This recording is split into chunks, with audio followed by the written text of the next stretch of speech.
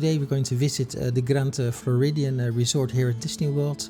We're not staying there, but have got a last-minute dinner reservation at Citricos. Really looking forward to that. I've heard good things about this restaurant. Instead of, this is not going to be a real review. We're just going to walk around the resort, shoot some footage, so you got an impression of what it's like.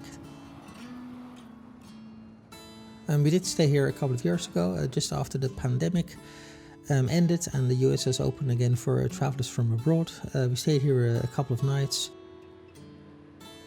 So although the resort was very impressive, we weren't that impressed with the room at the time. The room was very dated, but the good news is that they've completely renovated all the rooms to my knowledge. So that shouldn't be of any concern for anybody visiting now.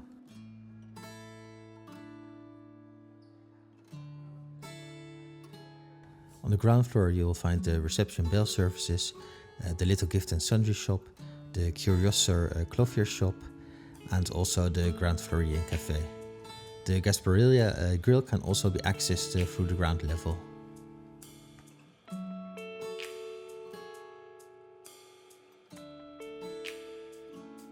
The Grand Floridian opened back in 1988.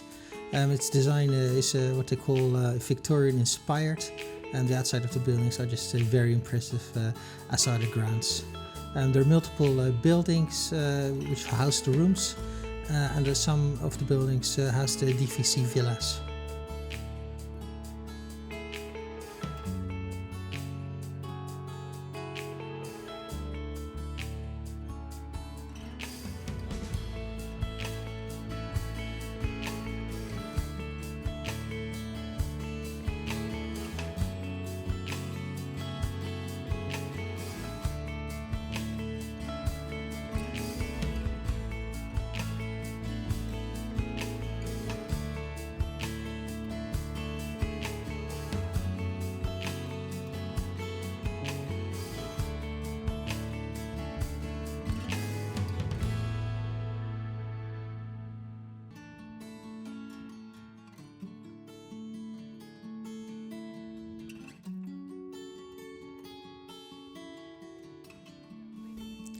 The Grand Floridian is a good place to be if you are into your food.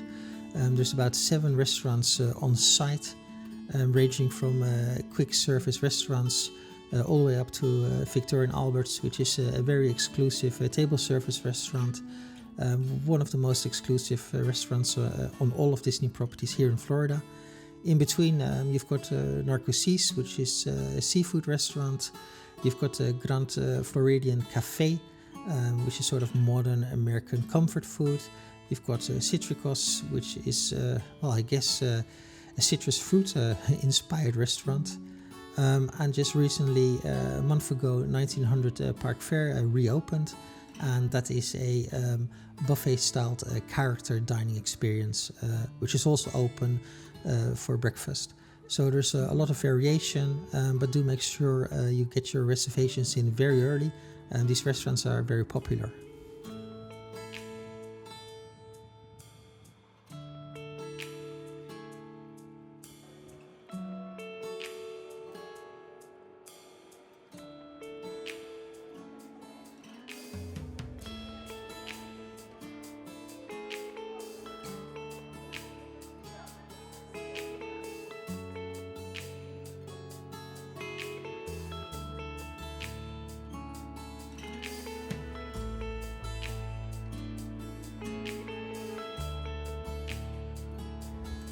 As we are passing the Enchanted Rose, we're going to do a circle of the first floor, or as the Americans call it, the second floor. On the second floor there are some shops, restaurants, the Enchanted Rose, which we just passed, and also the access to the monorail, which will take you directly to the Magic Kingdom.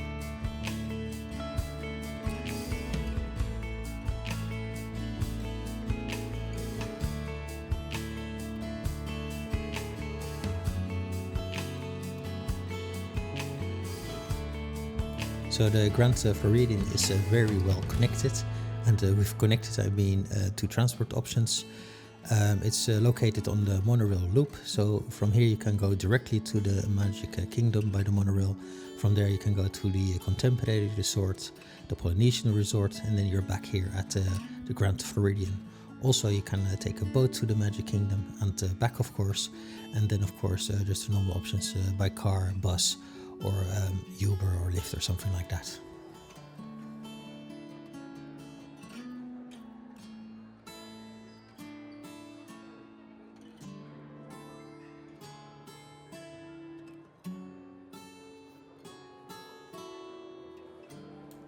So we had a last minute reservation at Citricos. In hindsight, we are very lucky that we've chosen and we managed to book this restaurant. The food was just wonderful, the service was wonderful. As a YouTuber starting out, I of course forgot to film and photograph our starter and main courses, and I did horrible standing up shots of our desserts, which I will put in there, so apologies for that. This is not meant to be a food review, so I won't do a food review, but I will recommend this restaurant. My wife is a celiac, they could accommodate her very well. She had a stunning gluten-free dessert, one of the best ones we've ever seen. So yeah, it's a big thumbs up from us. That concludes our visit here. It's a stunning resort. We had a great meal. It's a nice place to visit, so do come if you can. Valet parking is $39, self-parking is free, and there's just a little clue here at the end of what we are doing this summer. So thank you for watching.